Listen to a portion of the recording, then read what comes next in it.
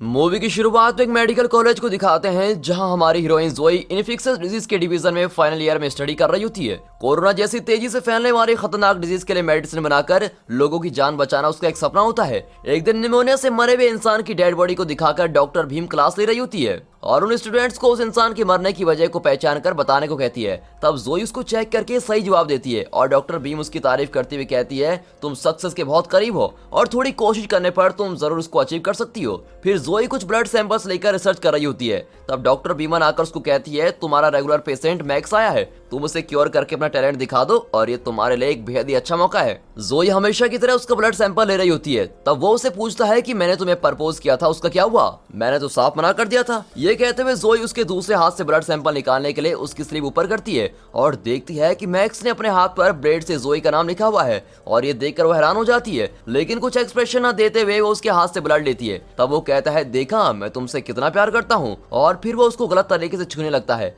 तब जोई टेंशन में आकर झट से उठकर उसको डांटने लगती है और तब वहां उसकी बेस्ट फ्रेंड आकर उसको कहती है ओ अंकल, इस बुढ़ापे में तुम्हें ये सब करना जरूरी है क्या? और फिर वो उन दोनों को घूरकर वहां से चला जाता है। उसकी फ्रेंड उसे एक फेयरवेल पार्टी में ले जाने के लिए आई होती है और वहां जाने पर तुम्हारा मूड ठीक हो जाएगा कहकर वो उसको पार्टी में लेके जाती है। उस पार्टी में सभी लोग मस्त में ड्रिंक्स एंजॉय कर रहे होते हैं, लेकिन कुछ देर बाद सारी ड्रिंक्स खत्म हो जाती है। तब पीटर कहता है मॉर्चुरी के फ्रिज में कुछ ड्रिंक्स रखे हुए हैं और मैं उसको लेने जा रहा हूँ, कोई मेरे साथ चलो कहकर जाता है और बाद में जोई भी वहां ड्रिंक्स लेने जाती है। वो मॉर्चुरी जाकर देखती है तो वहां कोई नहीं होता और पीटर को ढूंढती है। तभी अचानक एक डेड बॉडी उठ जाने पर वो डर कर कांप जाती है और पीटर उसे देखकर हंसते हुए फ्रीजर से ड्रिंक्स निकालकर एक ट्रॉली में लेकर जाता है। फिर जोई के दूसरे ट्रॉली में ड्रिंक्स रखकर ले जाते समय वहां मैक्स आता है और वो जोई को किसी तरह पाने के लिए पागल हुआ रहता है। जोई डरकर वहां से बाहर भागने की कोशिश करती है, लेकिन मैक्स उसका रेप करने की कोशिश करता है और उससे लड़ाई करते समय वो वहां कुछ देखकर बहुत ही ज्यादा घबरा जाती है और उसे ऐसा देखकर मैक्स मुड़कर देखता है तो उस निमोनिया से मरे हुए इंसान की डेड बॉडी उठकर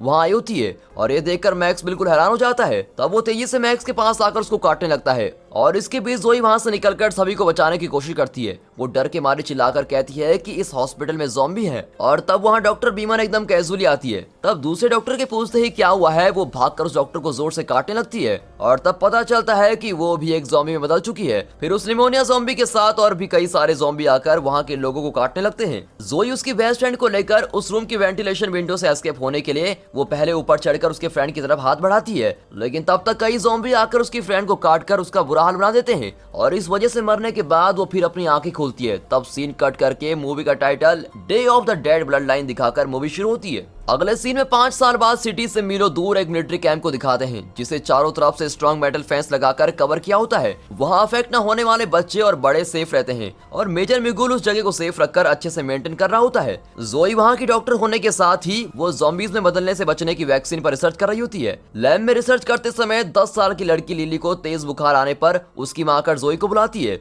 वो जाकर उसको चेक करती है और उससे कहती है तुम रिलैक्स हो जाओ, तुम्हें बचाने की रिस्पॉन्सिबिलिटी मेरी है। ये कहकर वो कैंप की डेली मीटिंग को अटेंड करने जाती है। वहां जाते ही मेजर मिगुल उसको लेट होने का रीजन पूछता है। असल में मेजर मिगुल वहां के लोगों को सेफली रखने के अलावा सारे लोग उसके कंट्रोल में होने चाहिए ऐसा सोचने वाला और एक स्ट्रिक्ट प्रोटोकॉल को फॉलो करने वाला कैरेक्टर है। लेकिन जोई प्रोटोकॉल से ज्यादा लोगों की जान और उनके प्रेम को इंपॉर्टेंस देने वाली कैरेक्टर है और ये जनरली एक मिलिट्री मैन और डॉक्टर के बीच होने वाला डिफरेंस है। वो मिगुल से कहती है कि लिली को चेक करके आ रही हूँ इसलिए मैं लेट हो गई। लिली को निमोनिया फीवर आया है और इसका मेडिसिन कॉलेज में है, वो मेडिसिन लिली को बचा सकती है इसलिए हमें उस मेडिसिन को कॉलेज से लेकर आना होगा। लेकिन इस पर मिगुल कहता है कि कॉलेज यहाँ से बहुत दूर है और कॉलेज की सिटी में होने से वहां जाकर आना बहुत ही रिस्की है। तब वो कहती है लिली एक इन्फेक्शियस डिजीज से सफर कर रही है और उसे इग्नोर करने से इस कैंप में सभी लोगों को ये फैल सकता है और फिर मिगुल भी अगले दिन सुबह वहां जाने के लिए एग्री करता है। जोई अपने कमरे में जाकर वहां जाने के लिए जरूरी चीजें पैकअप करती है। तब वहां मिगुल का भाई और हमारा हीरो बेका आता है और कहता है तुम्हें वहां भेजकर मैं यहाँ शांति से कैसे रहूंगा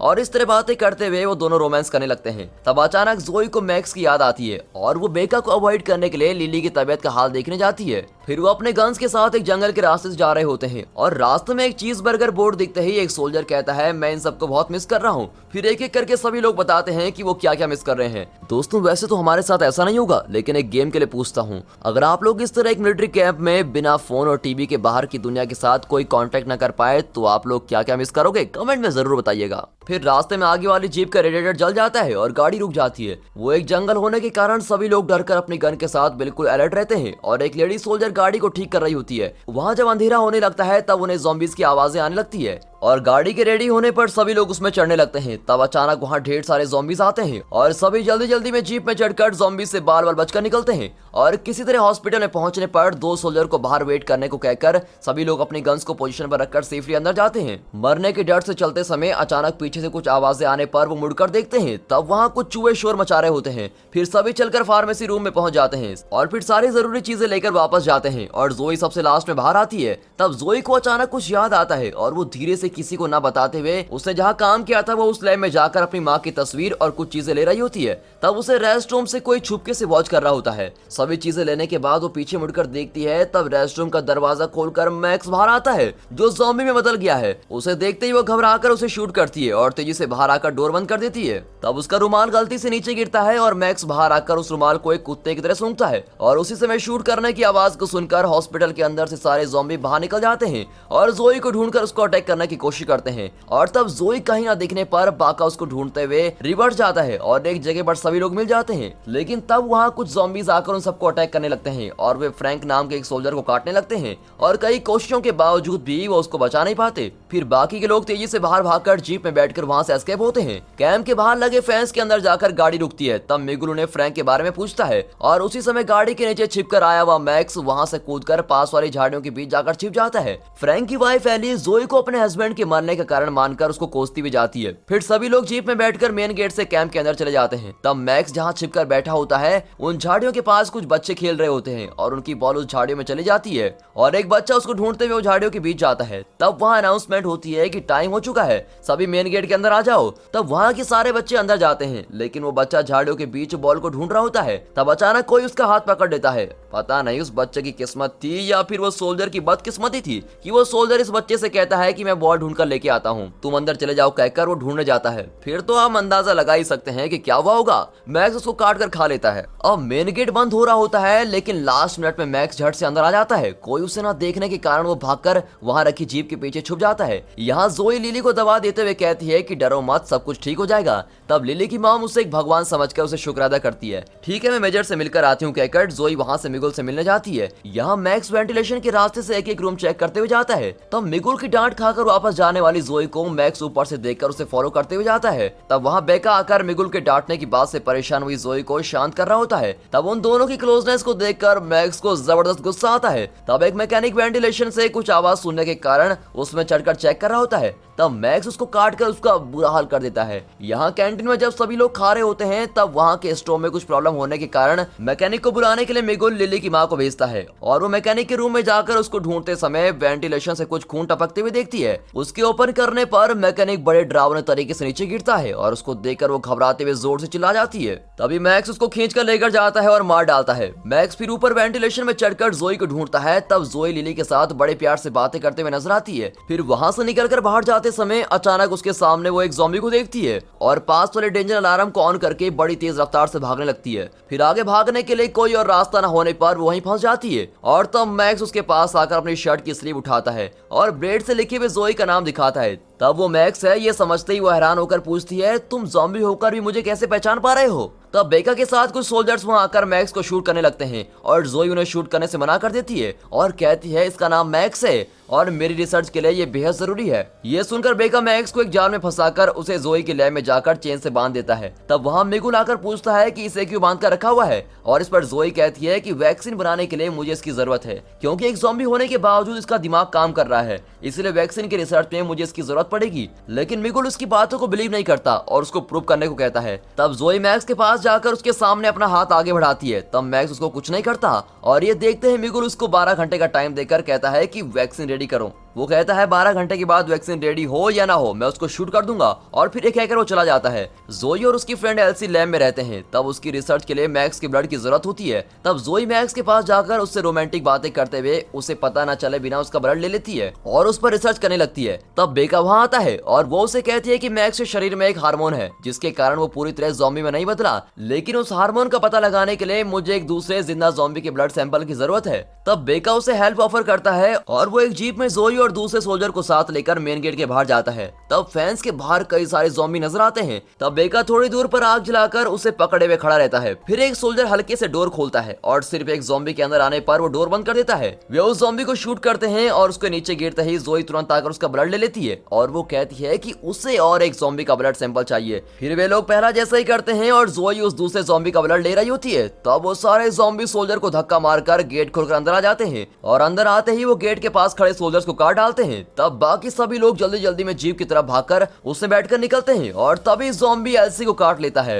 वे लोग उसको शूट करने निकलते हैं। तब वो ज़ॉम्बीज जीप को फॉलो करते हुए उनके पीछे भागते हैं। यहाँ मिगुल वैक्सीन का स्टेटस चेक करने के लिए लैब में आता है। तब जोई वहाँ नहीं होती है और वो मैक्स के हाथ पर जोई का नाम देखता है। वो सोचने लगता है कि मैक्स जोई का बॉयफ्रेंड है और इसीलिए उसने उसको बिना मारे यहाँ सेफली रखा हुआ है। और ठीक उसी समय पर उसे इमरजेंसी मैसेज आता है और देखते ही वो मेन गेट की तरफ भागता है। तब जीप मेन गेट के पास आ रही होती है और उसे ढेर सारे ज़ॉम्बी भी फॉलो कर रहे होते हैं और ये देखते ही मिगुल मेन गेट के पास स्विच को प्रेस करता है और मेन गेट बंद होने लगता है। फिर गाड़ी अंदर आते ही मेन गेट बंद हो जाता है। अब मिगुल को उन सभी पर बहुत गुस्सा आता है और इस तरह गुस्से में बातें करते समय वो एल्सी के हाथ से खून गिरते हुए देखता है और उसको शूट करने के लिए अपनी बंदूक निकालता है। इस पर जोई कहती है कि वो अभी पूरी तरह अफेक्टेड नहीं हुई है और इसके लिए बहुत समय है और वैक्सीन देने से हम उसको बचा सकते हैं। तब मिगुल उससे पूछता है कि क्या अभी तुम्हारे पास वो वैक्सीन है। जोई के पास इसका कोई जवाब नहीं होता। फिर बिना कुछ सोचे मिगुल जोई की आंखों के सामने उसको शूट कर देता है। तब जोई गुस्से में आकर मिगुल पर चिल्लाती है पर मिगुल उसे बंदूक दिखाता है कि तुम मुझसे ऐसी बातें कर रही हो। तब बेका मिगुल से कहकर उसको शूट करने से रोकता है। फिर मिगुल कहता है कि अगर 12 घंटे के अंदर इसने वैक्सीन नहीं फाइंड किया तो मैं इसको शूट कर दूंगा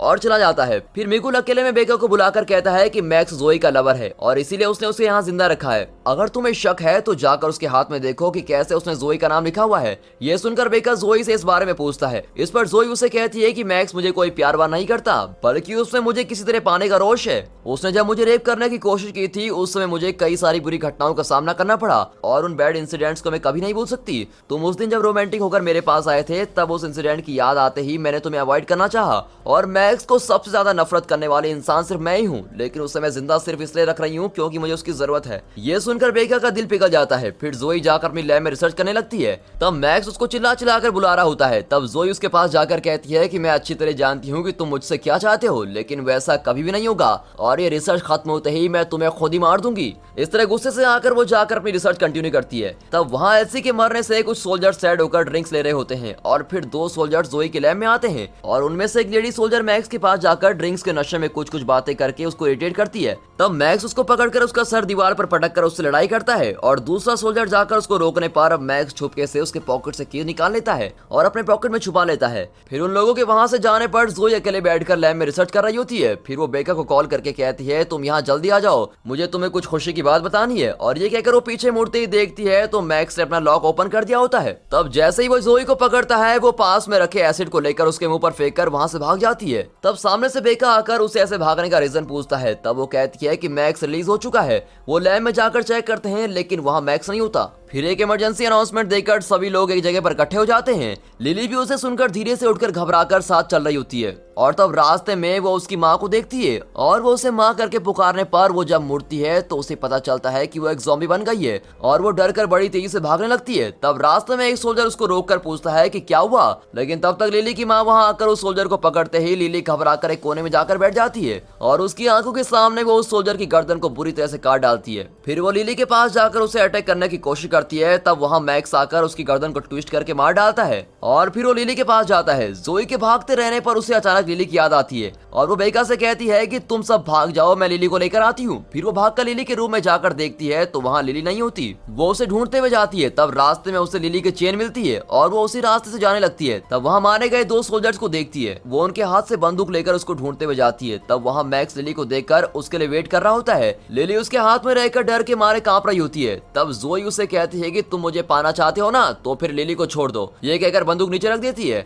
तब मैक्स झट से लिली को छोड़कर जोई के पास भागकर उसके बालों को पकड़कर खींच लेता है। तब लिली जीप के नीचे जाकर छिप जाती है और मैक्स मेन गेट को अपने हाथों से ही खोलकर सारे ज़ॉम्बी को अंदर आने देता है और जोई को बाहर ले जाने की कोशिश करता है। लेकिन तब तक वहाँ कुछ सोल्जर्स आ जाते हैं और अंदर आए हुए ज़ॉम्बीज को शूट करने लगते हैं। इससे मैक्स के हाथ पर गोली लगती है और जोई छूट जाती है। यहाँ लिली के पीछे एक ज़ॉम्बी के आने से लिली डरकर भागते हुए मेन गेट की तरफ भागती है और उसे देखते ही जोई भी लिली का पीछे भागने लगती है और फिर मैक्स भी उन्हें फॉलो करने लगता है। तब तब जोई लिली को पुकार कर वहाँ रुकने को कहती है और वो दोनों एक इंडोर गार्डन में चले जाते हैं, लेकिन मैक्स उन्हें अंदर जाते हुए देख लेता है। यहाँ सोल्जर्स और ज़ॉम्बी के बीच जबरदस्त लड़ाई हो रही होती है। तब मिगुल जाकर मेन गेट का स्विच प्रेस कर लेता है। तब बेका उसे कहता है कि जोई बाहर है, डोर क्लोज मत करो, लेकिन मिगुल उसे गुस्से में कहता है ये सब उसी की वजह से हो रहा है। अब इससे उन दोनों के बीच आर्ग्यूमेंट शुरू हो जाती है। मिगुल बेका को बंदूक दिखाकर उसको मारने की धमकी देता है और इस पर बेका अपसेट होकर कह रहा होता है कि क्या तुम अपने भाई को शूट करोगे।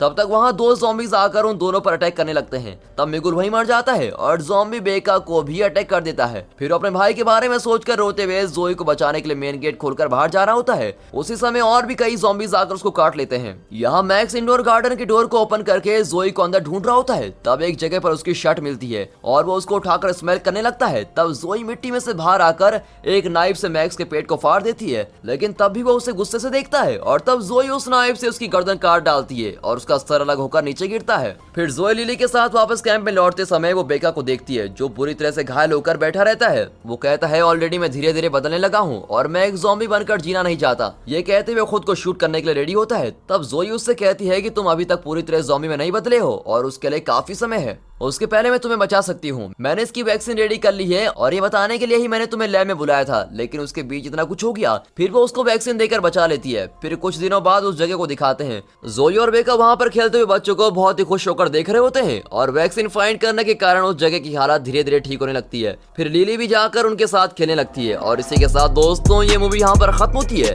अगर आपको ये मूवी अच्छी लगी हो तो मूवी को एक लाइक और चैनल को सब्सक्राइब अभी कर दें। And finally thanks for watching.